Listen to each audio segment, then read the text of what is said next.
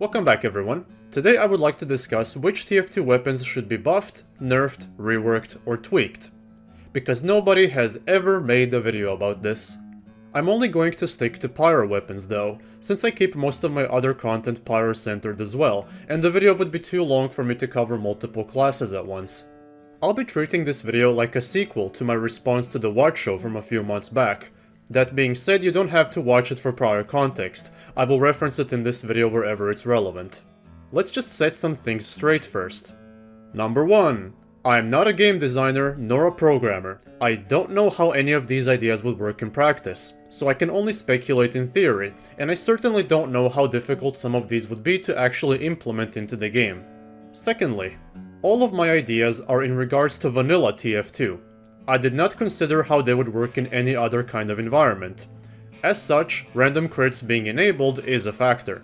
As much as I wish for them to be removed, they're part of the default experience, so I have to respect their existence. However, I will be removing them on certain weapons, but more on that once we get there.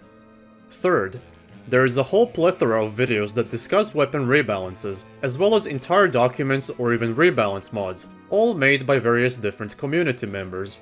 My only experience with rebalance discussions are these two videos. That's it. And I don't think they're very good at addressing Pyro.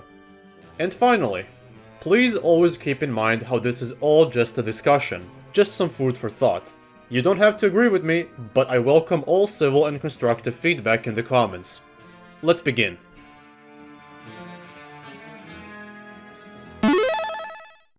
When it comes to the thermal thruster, my opinion hasn't changed since last time.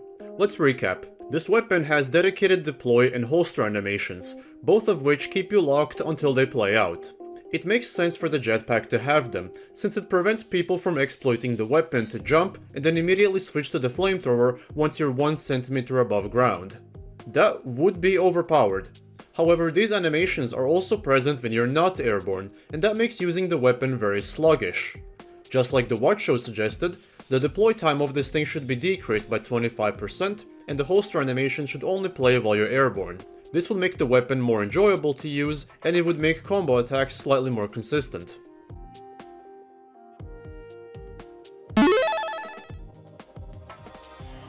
I previously stated how I think that the ManMelter doesn't really need any changes. But after thinking about it a bit more, I can understand how it may be a little bit too situational, so I'm suggesting 2 buffs for it.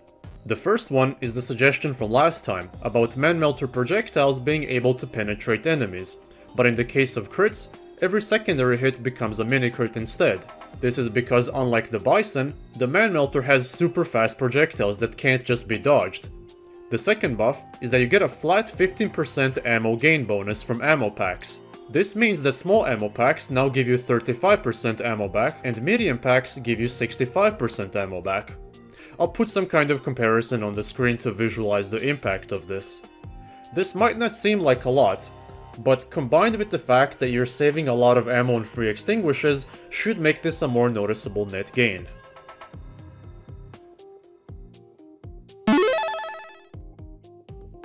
Let's talk about the Degreaser. This weapon used to easily be the best Pyro primary. The benefits largely outweighed the increased air blast cost and the lack of afterburn damage. However, once Tough Break rolled around and introduced a universal increase to switch speed, the Degreaser just fell off. The difference between it and stock became much less noticeable. It's still better in certain situations, any kind of strict combo playstyle is more efficient with the Degreaser, but overall it falls short of stock.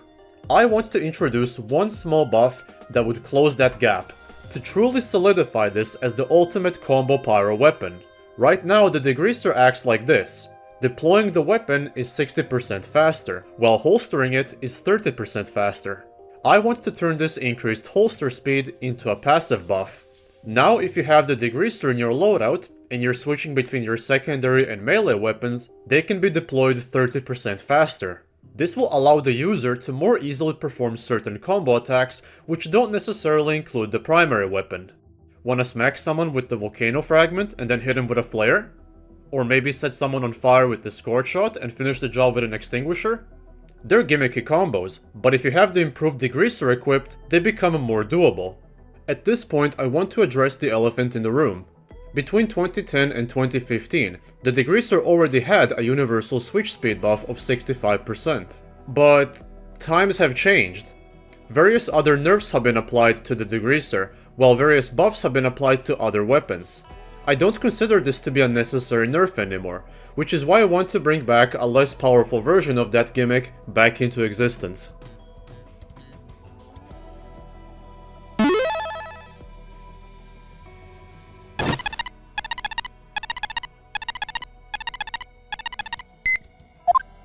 A detonator! I normally never leave home without it.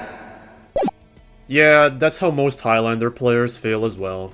The Detonator is a great weapon for dealing damage, but I believe it should encourage a more exciting playstyle. Right now, whenever I see someone use the thing, it's for spamming flares to inflict damage over time. Before the jetpack was added, this weapon was the only way to reliably and consistently jump to places that were typically out of your reach. It seems like the jetpack has largely overshadowed the Detonator as a tool for movement. To slightly even them out, I believe the Detonator's self-damage penalty should be lowered from 50% to 25%. This would encourage people to use it a lot more for mobility. The jetpack still reigns supreme as a tool for vertical movement, but at least now the average Pyro player would feel more inclined to do smaller jumps with the Detonator instead of only firing AoE flares. While we're on that topic, I also propose a 25% afterburn damage penalty. Instead of 4 damage per tick, or 8 damage per second, it now deals 3 damage per tick. This is a very slight nerf, seemingly inconsequential, but afterburn is a powerful tool that can easily be reapplied. It's especially powerful if you can hide somewhere safe and just spam flares from a distance. The reason for this nerf will be much more evident once we reach the Scorch Shot section, so a bit more on that later on.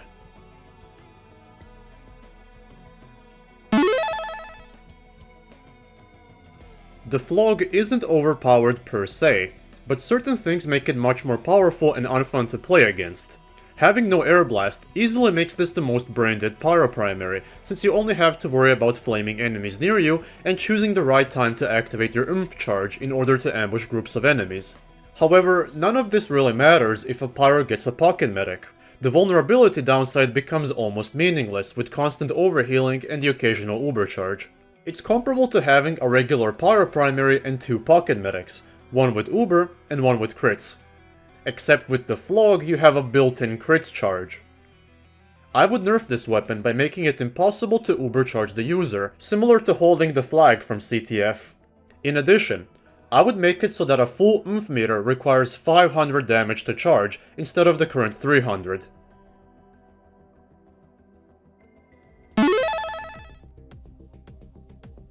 Apart from medics, the Scorch Shot is the second factor that makes the Phlog a hot mess.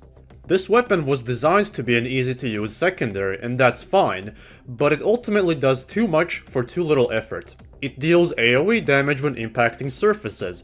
Both AoE damage and direct hits inflict full afterburn duration. Direct hits also stun enemies and knock them back. The bouncing flare also explodes, dealing damage and inflicting afterburn. Any hit on a burning target deals mini-crits. The weapon can destroy stickies, and you can perform blast jumps with it. Again, too much for too little effort. If a spammable weapon is going to inflict full afterburn duration from a distance at multiple people, then it shouldn't do 4 damage per tick, meaning 8 damage per second. So, first of all, the afterburn damage needs to be nerfed to 2 damage per tick. This way, the weapon that encourages spam doesn't reward that brainless behavior with generous amounts of afterburn damage. Last time I also argued how the stun mechanic should be removed from it, but after thinking about it for a bit, I feel like that would make the weapon too similar to the Detonator. Increased crowd control and knockback are part of this weapon's identity, so I'm taking that statement back.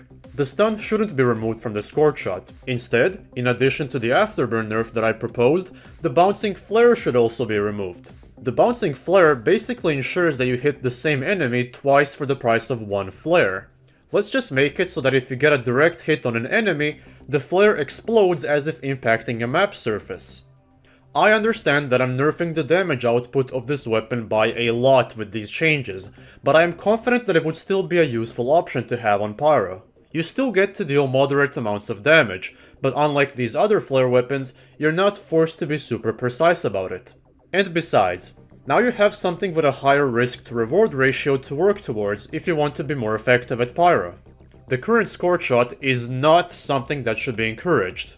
That's also why I nerfed the Detonator earlier. It can also be used to spam flares for DOT, but not quite as easily.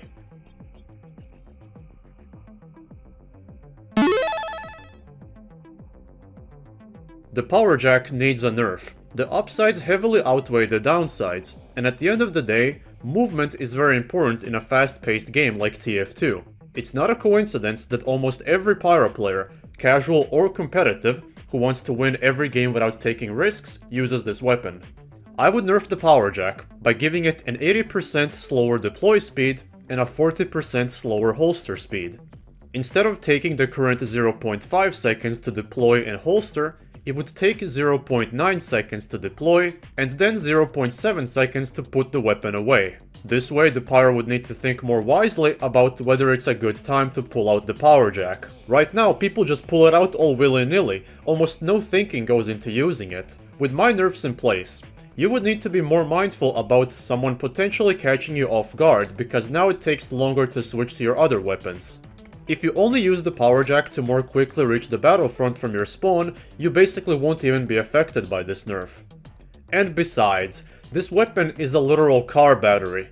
They're like at least 10 kilos heavy, certainly more than axes. It should take you longer to work with them.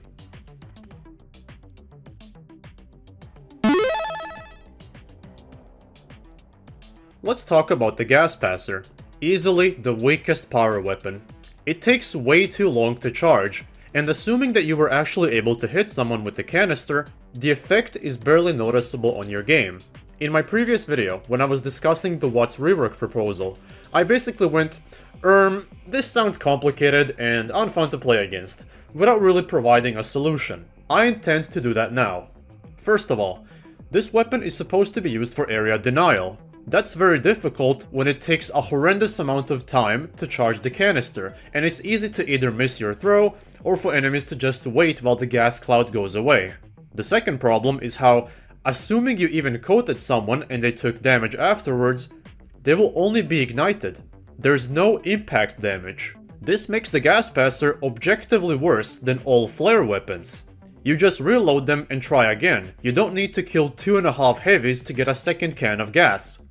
Yes, it actually takes 750 damage to charge, or a whole minute if you only rely on passive charging.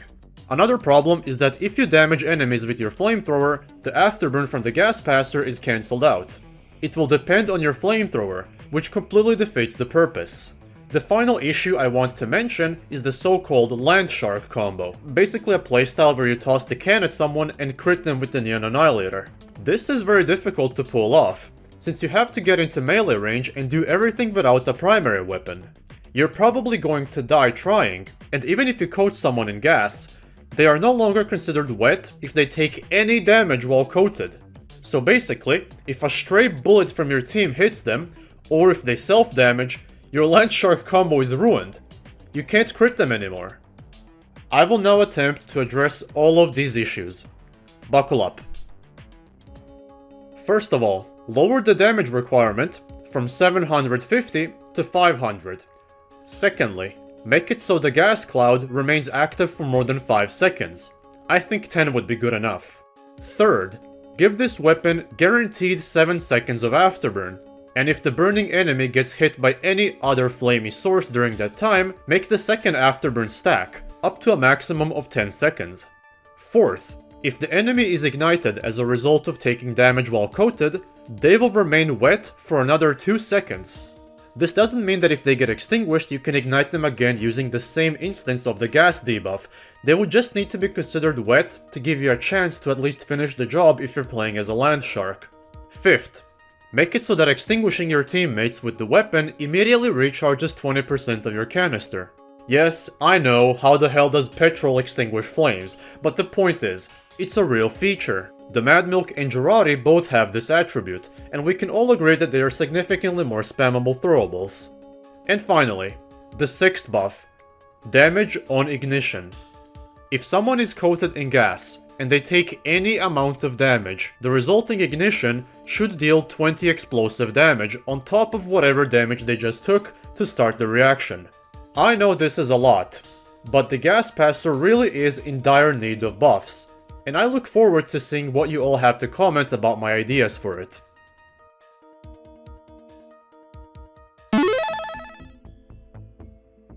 With that out of the way, I need to address the Neon Annihilator. Taking some previous buffs into account, namely the Degreaser switch speed buff and everything for the gas passer, this weapon becomes a lot more powerful and less situational. The most important change is the fact that you can now one-shot 7 out of 9 classes. The Neon deals 156 damage on crit attacks. If you combine this with the ignition damage from the gas passer, well, we end up at 176. And then some afterburn. This might be controversial, but I don't think this would be overpowered, considering all the risk and build-up time that goes into pulling off the Land Shark combo. You're quite literally better off just building up a Phlog charge and attacking people that way, even with all the nerfs that I proposed earlier. Another thing that I want to mention is the ability to remove sappers. I'm nerfing it to 3 hits instead of 2. The reason why is because of the next weapon on the list.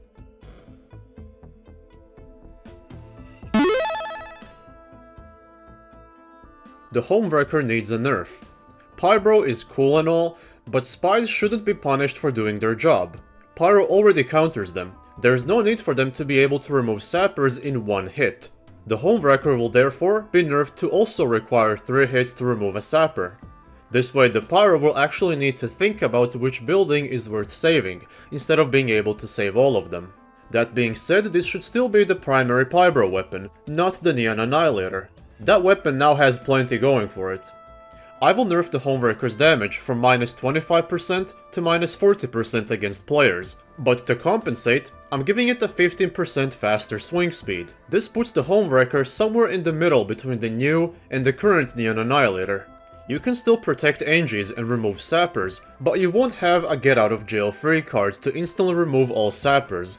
And if you think that the new damage output against players is too low, well, just remember, this weapon wasn't made to attack enemies with, and the faster attack speed also means more chances to proc random crits. And finally, if you're just using this weapon to destroy buildings, then it's actually slightly stronger than before.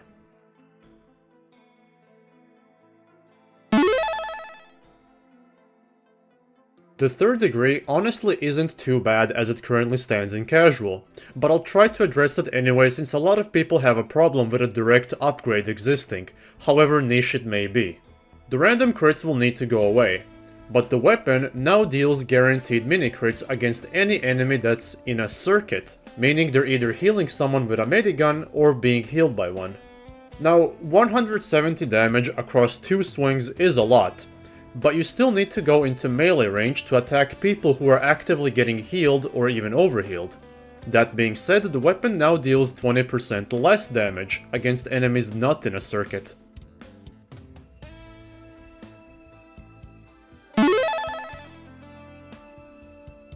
The Reserve Shooter is an excellent side grade.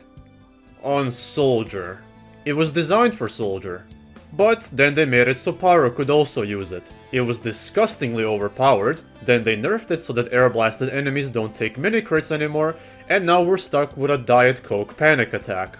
Aside from being slightly better at dealing with blast jumping enemies, I think this weapon is pointless on Pyro.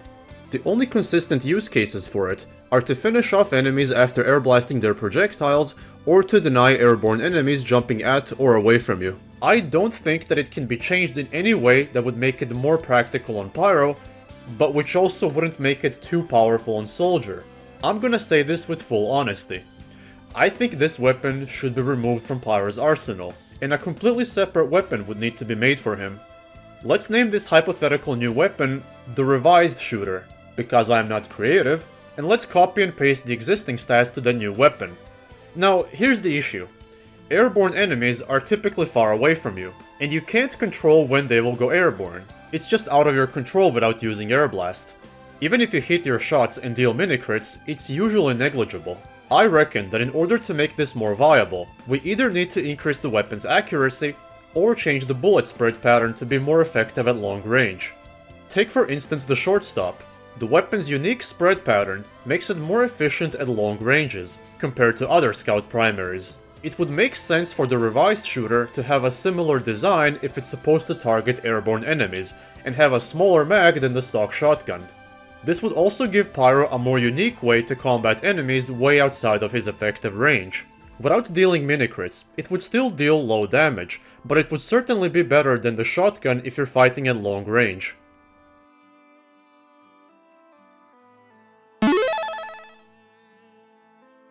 The Volcano Fragment. This weapon conceptually makes and doesn't make sense at the same time. It makes sense for the fire guy to have a weapon that sets people on fire. But why would you ever do that when your flamethrowers have more range, more damage, a larger AoE, and they give you crowd control? If I had to embrace the fire gimmick with this weapon, here's what I would do. This weapon can no longer random crit. As far as the current stats go, I would keep the minus 20% damage penalty, but the fragment would also be able to deal mini-crits against burning players. So far, this is just a shittier extinguisher, because the mini-crit would barely do more damage than the stock fire axe. Now it's time to introduce a new effect to the weapon. Amenable Arson. Hitting a burning enemy will apply enhanced flames that deal 6 damage per tick, or 12 damage per second. This effect also completely resets the duration of afterburn to 6 seconds, and even though it can overwrite currently active afterburn effects, it itself can't be overwritten by other sources that can set people on fire. This is very similar to what I gave the Gas Passer earlier. For comparison, here are some other afterburn durations. The idea that I'm going for with this weapon is to really lean into the afterburn mechanic as much as possible, without making it too obnoxious to play against. The maximum damage that you can achieve with this afterburn alone is 72, which is a decent chunk of health, but it still requires you to go into melee range, and if you don't immediately kill them, hope that they don't find a healing source in time. To make the weapon slightly more dangerous, I also propose that Amenable Arson takes 2 seconds to get extinguished by mediguns, dispensers, and payloads instead of the current 1 second. And if you jump into water, the afterburn persists for 1 additional second after you become submerged. This might sound very similar to the extinguisher because of the mini crit on hit, but ultimately the extinguisher is based more on the idea of finishing someone off, right there and then, whereas the fragment would allow you to kill someone with afterburn. That's why the extinguisher deals more damage on the first swing, extinguishes people when you hit them, and gives you a speed boost on kills. The whole idea is that you hit someone and run away, but if you fail at it, well, they just got extinguished and will possibly shoot you again before your second attack connects. The new fragment would hopefully be useful as a last resort, but it would also be slightly more effective than stock if you're playing aggressively with your melee weapon. However, I don't want to make the afterburn effect so powerful that it can't be extinguished in any way, that it reduces your healing if you're on fire, or that it deals so much damage over time that it becomes unbearable to play against. It's a slippery slope.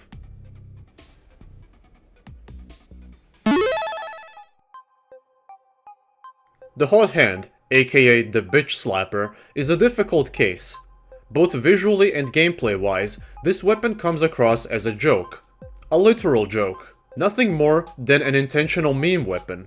But then we have to ask ourselves, why couldn't they just reskin another weapon, similarly to the Lollipop or the Mackerel? I'll turn a blind eye to this discrepancy and pretend like this was supposed to be a unique and viable weapon from the beginning. I previously suggested changing this to something between the Extinguisher and the Powerjack, where the Hot Hand would reward you for successfully using its subpar damage output with healing and a speed boost if you manage to kill someone. However, that was more of a tweak to what the Watch Show suggested for this weapon. If that concept sounds too unoriginal, let me try one more time with something more outlandish. Since this weapon is a rubber glove that you wear over Pyro's default glove, let's change the weapon so that it's visually always present, similarly to the Gunslinger. The Bitch Slapper now gives you even more resistance to fire in the form of a passive buff that negates 25% of all fire damage. It deploys 20% faster, since you're already wearing it. While directly using the weapon, you gain a 50% resistance to any form of knockback. Hitting an enemy gives you a speed boost for 2 seconds instead of 1, and you can keep stacking the speed boost up to 6 seconds. The goal of this rework is to make Pyro more tanky against fire damage, which is useful but can still be countered with shotguns and melee damage. The knockback resistance would also aid against air blast spam, sentry guns, and possibly even blast damage, which is why you have to sacrifice wielding your primary weapon. It would be overpowered as a passive buff. Once you're actually slapping someone, the stacking speed boost would hopefully enable you to quickly run away, either after a quick double tap, or double slap I suppose, or after killing an enemy. Which one of these two reworks is better, you be the judge. And that's the complete list of pyro weapons that I think should be changed and what I think should be done to fix them. If you watched the entire video up until this point, thank you for giving me so much of your time. I hope you found the video intriguing, and I look forward to seeing what you'll think of these ideas down in the comments. Thanks for watching, and take care.